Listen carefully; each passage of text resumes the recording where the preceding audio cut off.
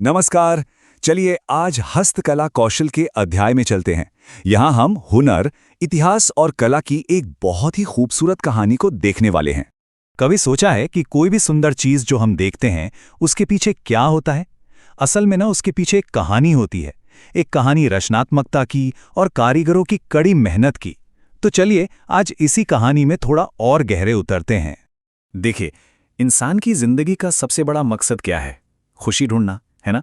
और कला एक ऐसा कमाल का रास्ता है जो हमें उस खुशी तक ले जाता है।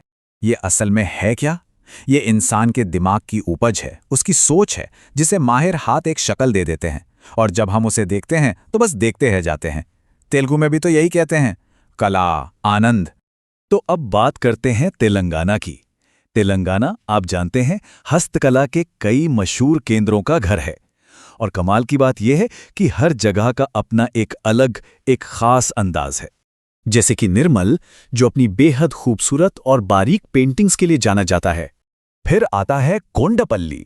और ये वाह, यहाँ के लकड़ी के खिलौने तो बहुत ही जीवंत होते हैं।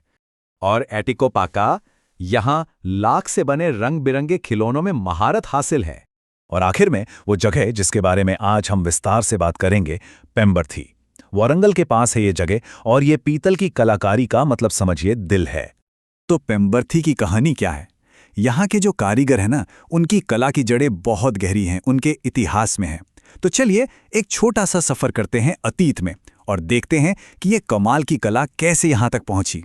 ये कहानी है टिके रहने की, अपनी कला को जिंदा रखने की। आप सोचकर देखिए, एक जमाने में ये लोग काकतीय राजाओं के लिए मंदिरों में पत्थर तराशते थे। फिर जब वो दौर गुजरा तो इन लोगों ने हार नहीं मानी, नवाबों के लिए सोने चांदी पर अपनी कला दिखाई।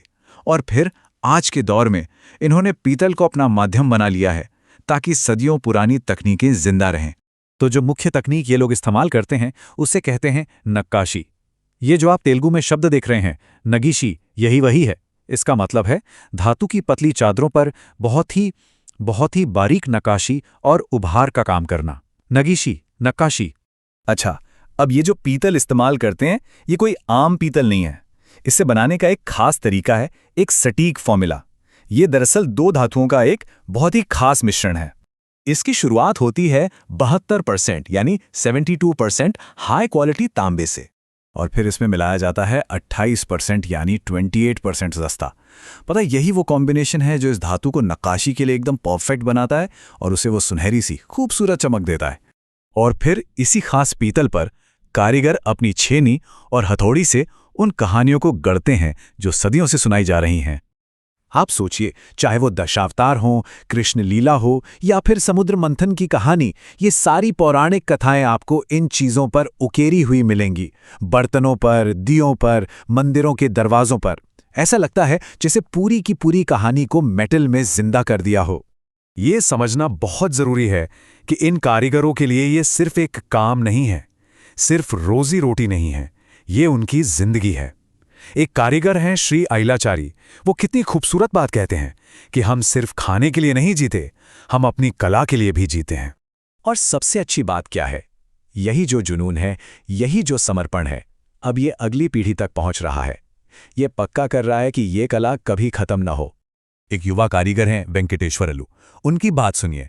वो कहते हैं, मैं अपने पुरखों के इस काम को और चमकाऊंगा, इसे नई शान दूंगा।